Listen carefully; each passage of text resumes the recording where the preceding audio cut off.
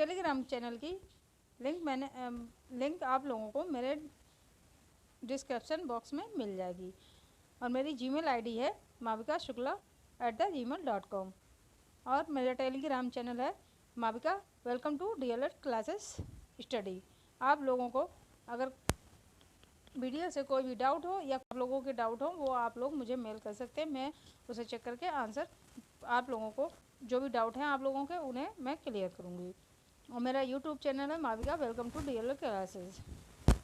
तो आप लोगों को मेरे चैनल पर सभी सब्जेक्टों की DLED फर्स्ट सेमेस्टर और सेकेंड सेमेस्टर के सभी सब्जेक्टों की मैं सिलेबस आप लोगों से डिस्कस करती हूँ।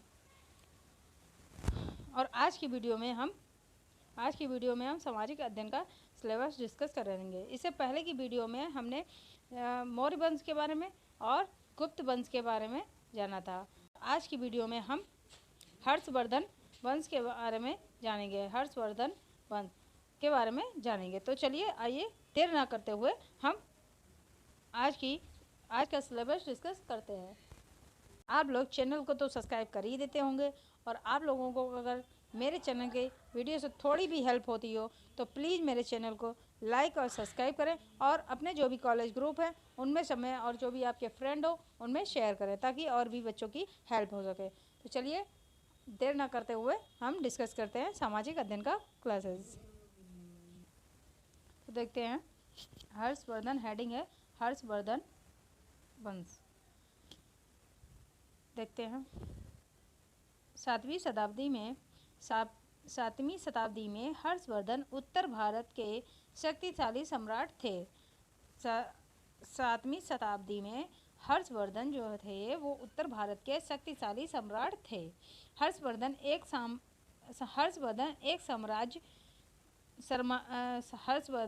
साम्राज्य निर्माता, कुशल प्रशासक, धर्म, शिक्षा एवं साहित्य के संरक्षक के रूप में प्रसिद्ध हैं। हर्षवर्धन जो हैं वो एक निर्माता, साम्राज्य निर्माता, कुशल प्रशासक और धर्म, शिक्षा एवं साहित्य के संरक्षक के रूप में प्रसिद्ध हैं। यह पुष्यभूमि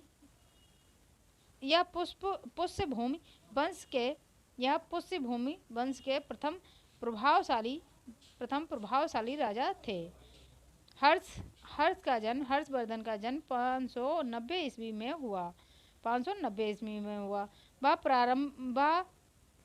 प्रभाकर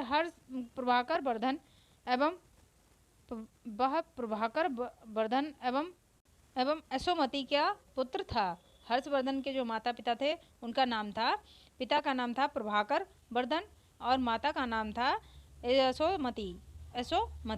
राजवर्धन हर्षवर्धन के बड़े भाई का नाम था। हर्षवर्धन के बड़े भाई का नाम था राजवर्धन, जो पिता की मृत्यु के पश्चात थनेश्वर के सिंहासन पर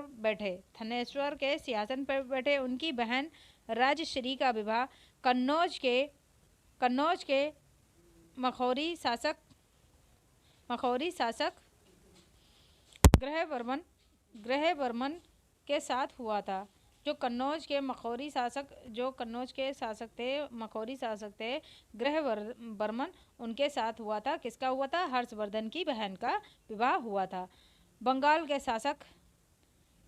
के शासक शशांक और मालवा के राजा देवगुप्त ने मिलकर कन्नौज पर आक्रमण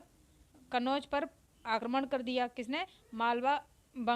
बंगाल के शासक जो शशांक और मालवा थे, उनने मालवा के जो राजा थे देवगुप्त, उनने मिलकर कन्नौज पर आक्रमण कर दिया। ग्रहवर्मा की हत्या कर दी और राजश्री को बंदी बना लिया। राजश्री को, जो हर्षवर्धन की बहन थी, उनके पति की हत्या कर दी और राजश्री को बंदी बना लिया। यह खबर सुनकर राजवर्धन कन्नौज की सुरक्षा के लिए आगे बढ़ा, किंतु शशांक ने धोखे से उसकी भी हत्या कर दी। जो हर्षवर्धन के भाई थे, उन्हें जब यह बात पता चली कि उनकी कन्नौज के जो राजा थे उन पर आक्रमण कर दिया है शशांक और देवगुप्त ने मिलकर, तो हर्षवर्धन के जो भाई थे राजवर्धन, वे कन्नौज की सुरक्षा के लिए आगे बढ़े, कन्नौज की सुरक्षा के लिए गए। तो वहाँ भी शशांक ने धोखे से उनकी हत्या कर दी, धोखे से हत्या कर दी। हर्षवर्धन की मृत्यु के पश्चात 606 ईस्वी में हर्षवर्धन का राजा बना। राजवर्धन की मृत्यु के पश्चात 606 ईस्वी में हर्षवर्धन थानेश्वर के राजा बने।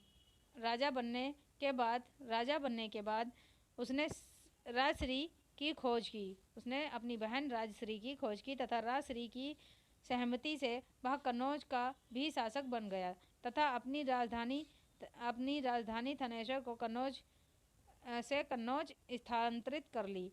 उसने अपनी जो बहन थी उनकी खोज की और उनकी खोज करके यानी कि वहाँ के जो शशांक और जो राजा थे जिन्होंने उसके भाई की हत्या की थी, उन्हें उनकी हत्या करके राजश्री की सहमति से उसने अपने राज्य को कन्नौज का भी शासक बन गया और उसने अपने राज्य को और अपने राज्य थानेश्वर से कन्नौज में स्थानांतरित, अपनी राजधानी को कन्नौज में स्थानांतरित कर लिया। हर्षवर्धन के साम्राज्य की जानकारी उसके अभिलेखों बाणभट्ट कृत हर्षचरित्र तथा चीनी यात्री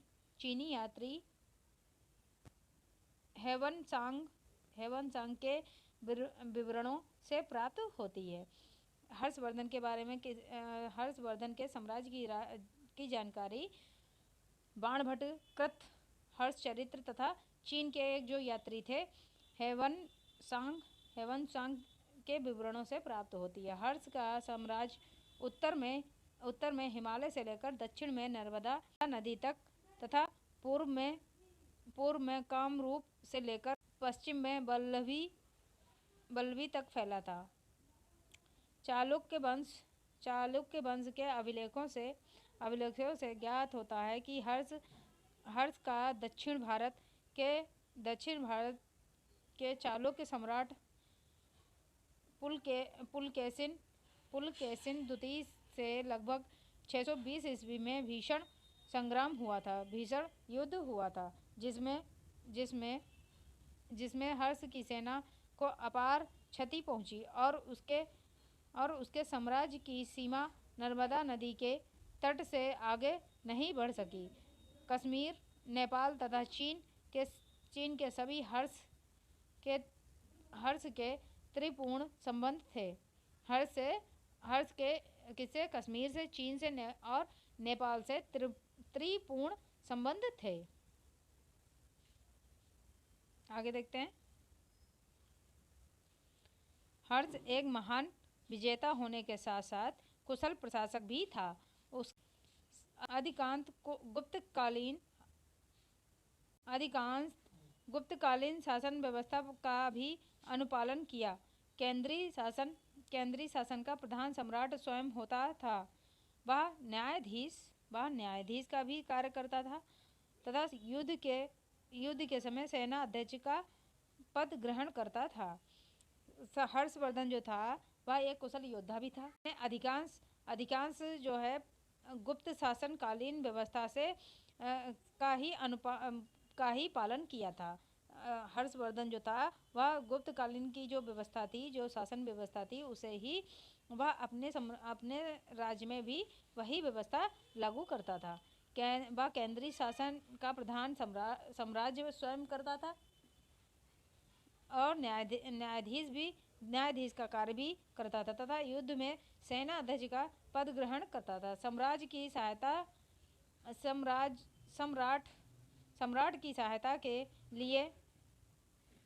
की सहायता के लिए मंत्री परिषद होती थी। मंत्री अथवा अमात्य राजा को परामर्श दिया करते थे।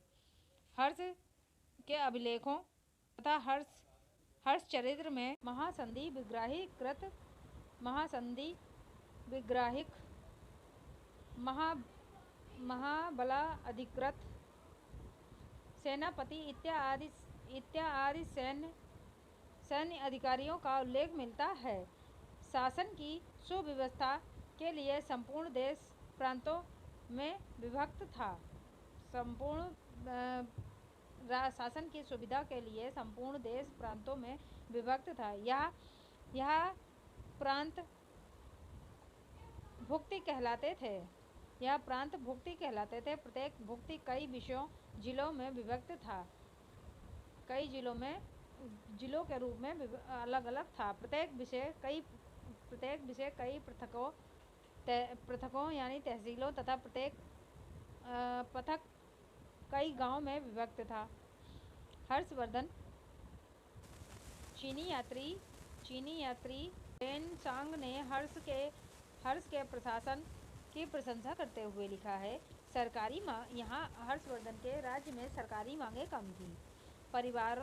परिवारों के पंजीकरण की ना तो आवश्यकता थी और ना पंजीकरण की। हर्षवर्धन के राज्य में सरकारी मांगें कम थी, परिवारों के पंजीकरण की ना तो आवश्यकता थी और ना जबरदस्ती बेगार ही लिए जाते थे।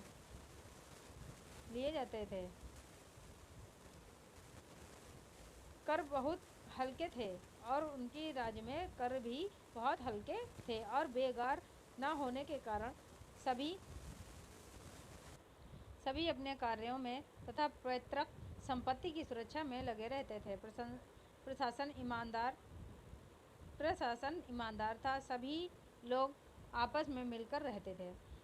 उनमें जनहित में चैत्यों, विहारों, मंदिर तथा सरायों का निर्माण कराया। हर्षवर्धन के राज्य में सभी अपने कार्यों में तथा पैतृक संपत्ति की सुरक्षा में लगे रहते थे। प्रशासन जो है ईमानदार था, आपस में सभी मिलजुल कर रहते थे। जनहित जो था बहुत ही जनता वहाँ जो हर्षवर्धन के साम्राज्य में जो जनता थी उनकी प्रजा थी वह बहुत ही खुशहाल थी। वहाँ पे विहारों, मंदिरों तथा सरायों का निर्माण कराया था। हेडिंग है नालंदा विश्वविद्यालय भी हर्षवर्धन के दान से संभालित था। जो नालंदा विश्वविद्यालय था जो कि अशोक ने बनवाया था। सम्राट अशोक ने जिसकी स्थापना की थी वह भी हर्षवर्धन के दान से ही संभालित था।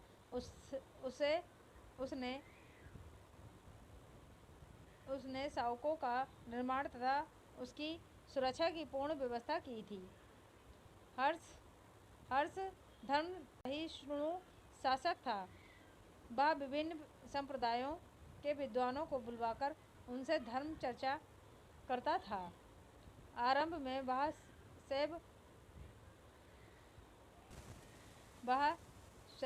शैव की अवस्था में वह पहले शुरुआत में मतावलंबी था। वह भी लोभी था, किंतु अपनी बहन राजश्री के कारण वह बौद्ध धर्म की ओर आकर्षण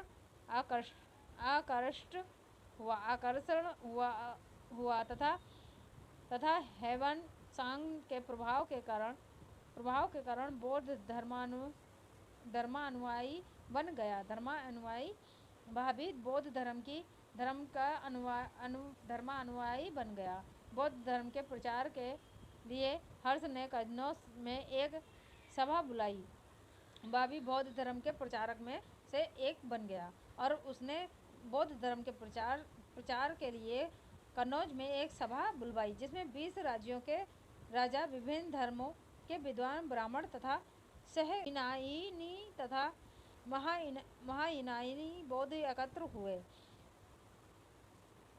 जिसमें ब्राह्मण तथा शास्त्रकार, जिन्हें विद्वान जिनको शास्त्रों की ज्ञान था वे और महाज्ञानी बौद्ध एकत्र हुए।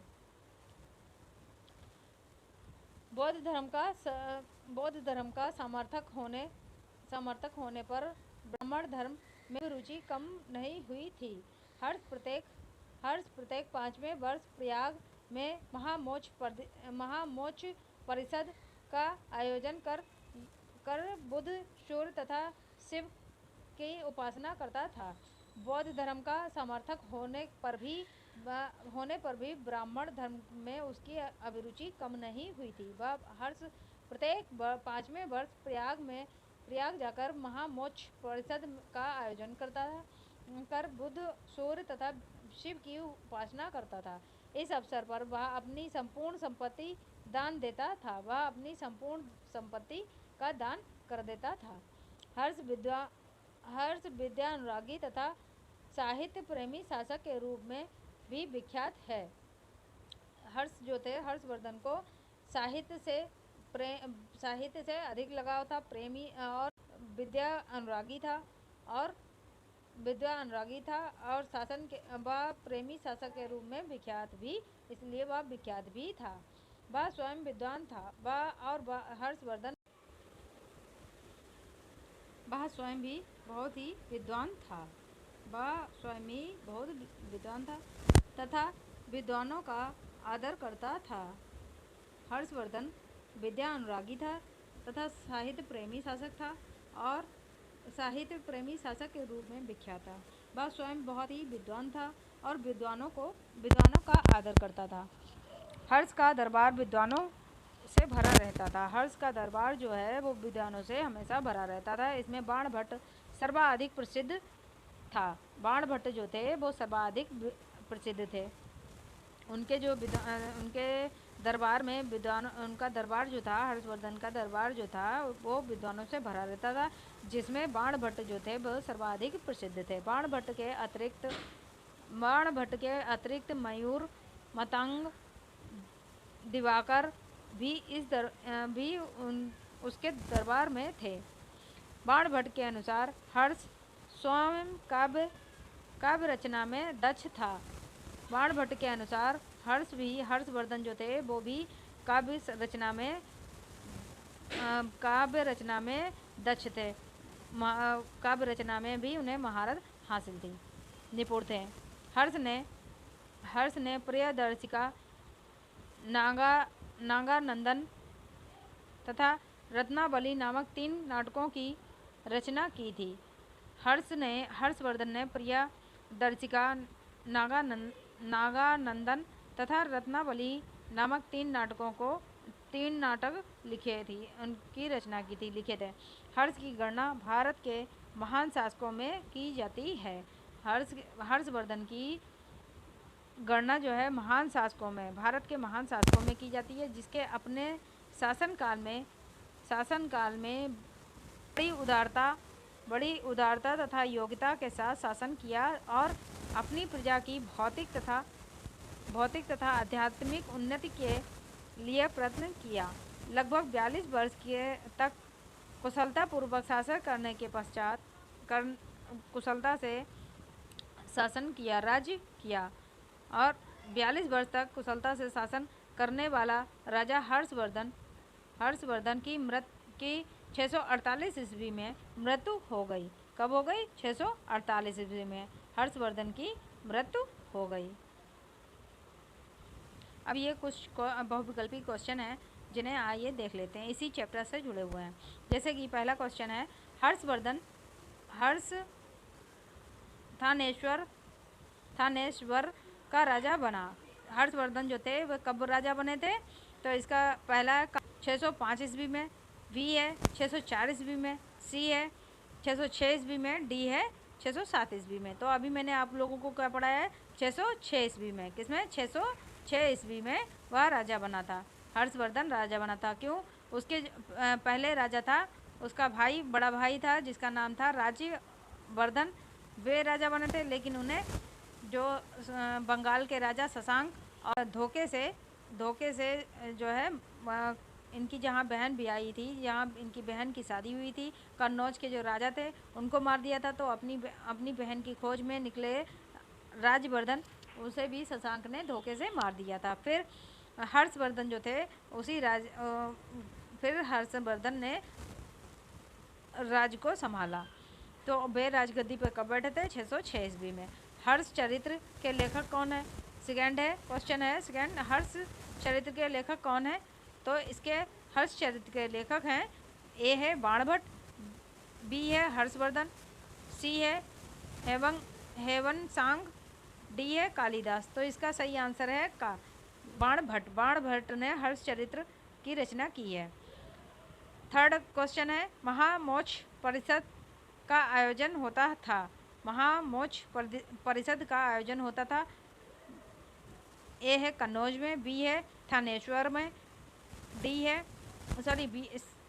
सी है प्रयाग में, डी है पाटलिपुत्र में। तो अभी ये चीज़ मैंने आप लोगों को पढ़ाई थी। हर्षवर्धन कहाँ जाकर, वह एक ब्राह्मण था, तो इसलिए वह कहाँ जाकर, प्रयाग में जाकर बुद्ध, सूर्य और शिव की उपासना करता था। कहाँ जाकर, प्रयागराज में।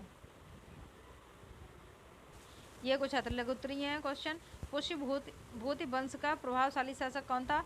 जो हर्षवर्धन की क्या नाम था उनका, हर्षवर्धन की जो बहन जिनसे ब्याही थी, वे प्रभावशाली वहाँ के राजा थे। हर्षकालीन इतिहास की जानकारी के प्रमुख स्रोत कौन से हैं? हर्ष चरित्र है और बाण भट्ट ने जो रचनाएं की थी, अभी आप लोगों को मैंने पढ़ाया है। ये अतिलघुत्तरी क्वेश्चन है।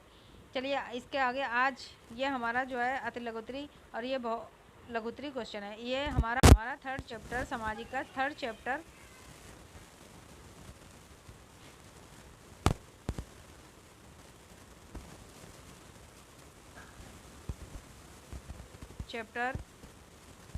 कंप्लीट हो चुका है।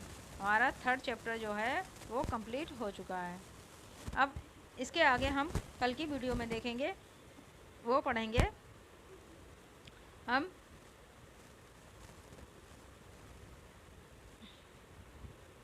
कल की वीडियो में जो है हर्षवर्धन की मृत्यु के बाद भारत में राजनीति उथल पुथल हो गई थी, तो इसके कुछ बिंदु हैं वो देख लेंगे। पालव राजवंश देखेंगे, चहमान राजवंश देखेंगे, चहल वंश देखेंगे और परमार वंश के बारे में जानेंगे। ये इन सारे सभी कुछ कल की वीडियो में देखेंगे। तो चलिए आज के लिए इतना ही।